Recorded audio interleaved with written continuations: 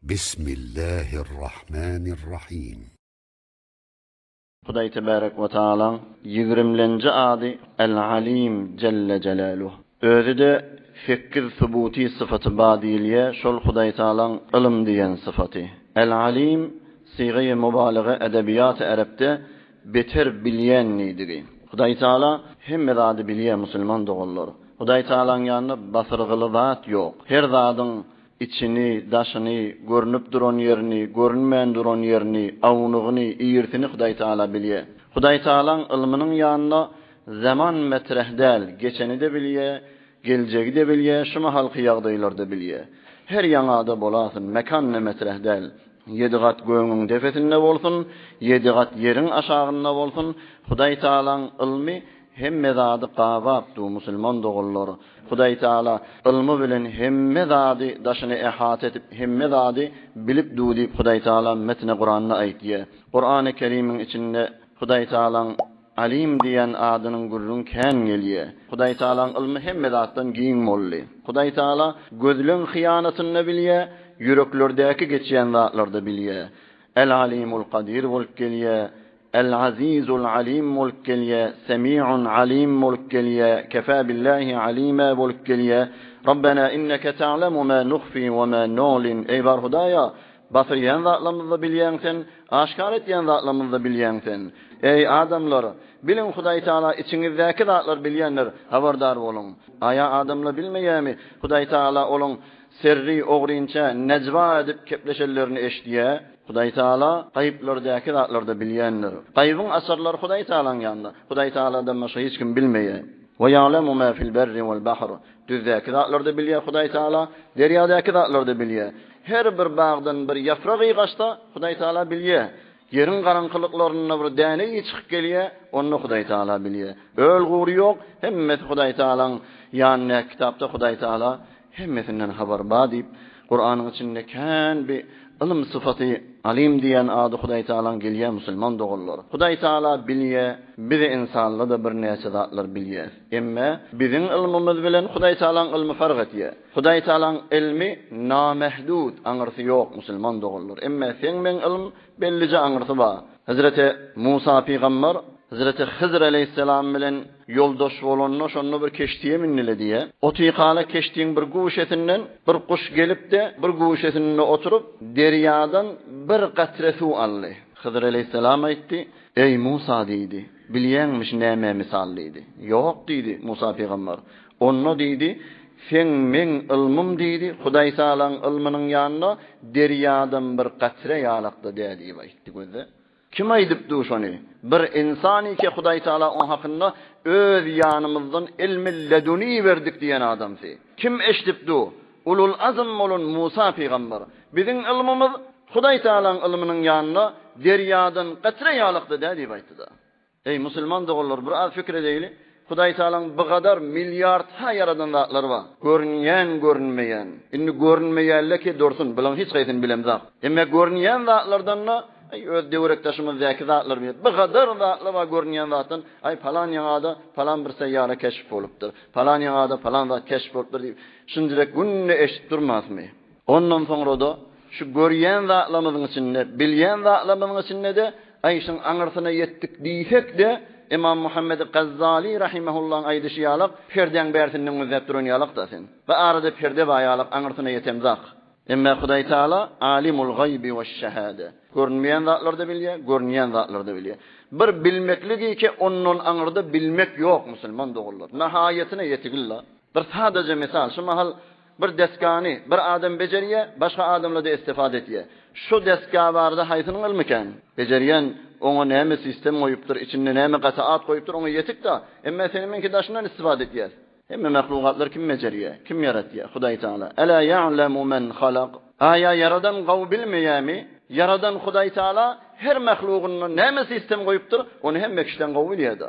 İnsan ilmini ýatdan çykarýar. Ýaşul olunu ekser bilýän zatlar ýatdan çykýar. Hudaý taala aýtdy, sizden bir adamla bar, ýaşlaryny uletýär, ol bilýän zatlarda ýatdan çykyp gitýär diýip aýtdy. Jawan ne bolsa Alzheimer ýalyk bir dert tataşýar, hemme zat ýatdan çykarýar. Emma Hudaý taalaň ilmi ýadyndan çykmaýar. Sen men ilmim kesbi, emma Hudaý taalaň ilmi kesbi däl. Hudaý Taala hemme zady bilýän musulman dogalary. Näzire zindegimize getirmeli. İmanın şuna gabi bolmaly. Hudaý Taala hemme zady bilýär. Hudaý Taalanyň ýanynda bilmeýän zat ýok musulman dogalary. Sen men yüregimdäkini bilýär. Ol gözüle hıyanet etýär. Hudaý Taala men bilýän niýada. İmanın her gadyr şuna gabi bolsa, her gadyr şuny kän ýadyňa düşürsen, ey Hudaý bilip duha hemme zat etsek. Bu kadar peýdalar başyň musulman dogallar. Bärde şu mahal bir adam güýçli. Sen gorkýan şondan. Sana aýdylsa, şu adam sen tamamy harakat we sekanatyny bilýär. Qyýmyllasaň agzyňdan näme kep çyksa, bilýär diýip aýdylsa, şoňa sen telekelik etip bilersiňmi? Ýok, ol meni zynnaňoklar, ýenjer, maňa şekence berer diýip de gorkar. Ya bir adam sen iýbisiň gözleýänmişdik. Hanawadan iýbisiň gözleýänmişdik. Aýdylsa şol adam hemme ýagdaýlaryny bilýär ha.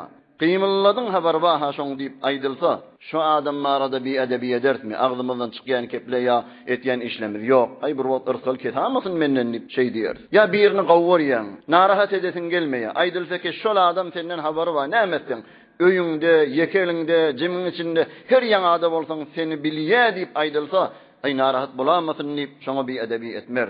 Inni fikret musulman dogan hemme zatdan güýçli, ol qadir mutaal bolan Hudaý Taala. Azabı da güýçli. İnnallâhe şedîdul ikab. Hudaý Taalanyň azabı beter gaty güýçlidir diýip aýtýar. Mesele Kur'an'da. Tamamy harakat we sekanatynda da sen şoňa muhtaç. Rezgi rozyň şo beripdi. Hatda dem almaklaň. La hawla we la quwwata illa billah. Hal ýagdaý ýok meger Hudaý Taala bilen niýede. Otursaň, ýatsaň, nirede bolsaň sen Hudaýa muhtaç. Desturda gelipdir şu Hudaý Taalany janyňdan, malyňdan, hanawadyňdan, hemme zadyňdan beter gowurmeli. Eger gowurmasa iman kamillä diýer Peygamber sallallahu aleyhi ve sellem. Inni adam näjere şu Hudaýa günah etmeli. Şibabere ýetenden soňra azabyndan gorksaň, Hudaý bilipdi, hemme zadyňda bilipdi da. Yüreğindäki zady bilýär, daşyndaky zady dursun. Kirfiklen gıymilleye Hudaýyň habary bar, Hudaý bilýär. Gözüň gıýşyk gözledim, Hudaý Taala bilýär. Ohum adam näjere adam şu zatlara fikir edip imany şoňa gawy bolsa, ey Hudaý bilipdi, azap berer. Hudaý bilipdi, bir wagt iýbiçim ketamasyn. Hudaý bilipdi, bir işe etsem narahat bolamasyn. İnsanla bir haya diýen sıfat gelýär. Eger Hudaý Taalaň alim diýen sıfatyny özünde imany güýçlendirip de kän fikir etse. Haya, yani utanç. Näzire men şu Hudaýa, meşe muhtaç ki hemme zatdan habar bar. Näzire men şu Hudaýa günah edeýin. Bir güni ki Hudaý Taala hemme adamlar kaburdan turdur diye eden işlerini haber verer. Adamlar eden işlerini ýatdan çykaryp da, ol 20 ýaşynda bir günah edipdir, ýatdan çykyp gidipdir. Emma Hudaý ýeke sanap goýupdyr. Hudaý Taala hemme zada şahitdir. Aya bilmeýänmi? Ey adam, Hudaý Taala ýerdäki zatlarda bilýär, göňdäki zatlarda bilýär. 3 nefer ogrinça gurrun etse, 4-nji haqqyt bil Hudaý Taaladyr. 5 nefer ogrinça gurrun etse, 6-njy Hudaý Taaladyr. Şundan az bolsun, kän bolsun, Hudaý Taala nirede bolsa adamlar emmekşin ýanyna bady baýtdy. Kıyamet gün bolanla hemmesiniň eden işini habar beripdi. Hudaý Taala hemme zady bilýändir diýe. Mesne Kur'an. Yani deslapy paýky biz şu Hudaý Taalaň alim diýen adamdan almaly. Hudaý Taala alemane bir kontrol etip durda. Gije gündüz ağzından çykýan ketler, etýän harakat we sekanatyň hemişe de Hudaý Taala nizareger seni gözläpdi, senden habarly, seni bilipdi. Dakyk hemme zatlaryndan habar bar, ohum senne haya diýen sıfat gelipdi. Ol şairiň aýdyşy ýalyp, şebhaye bolende bi ibadet çekonem, teb'em bi günah kerde adet çekonem. Goýand kerim esto günah mi baxşet, girem ki bebexşet zehicalet çekonem. Hudaý Taala geçýär, emma Hudaý bilipdi, musulman dogullar. Fikir etsin o. Hudaý bilipdi näme iş etsen. Näjire zindegimize getirmeli. Şu Hudaý Taalaň alim diýen adyny kän fikir etmeli. Bir de ilim diýen sıfat bilen, ahlak bilen kärrek ahlaklanjak bolmaly. Din we diýanatymyzda, ahiretimizde gerek iman bolar, akide bolar, ahkam bolar, adep bolar, ahlak bolar, özümizde gerek zady öwreneyli musulman dogullar. Eger alim diýen adyny Hudaý Taalaň zindegimize getirjek bolsak, bizde de ilimden Hudaý Taalaň ilminden bir paý bolsun. Hudaý Taala Kur'an'da ilmi alimler öwýär. Näme diýär?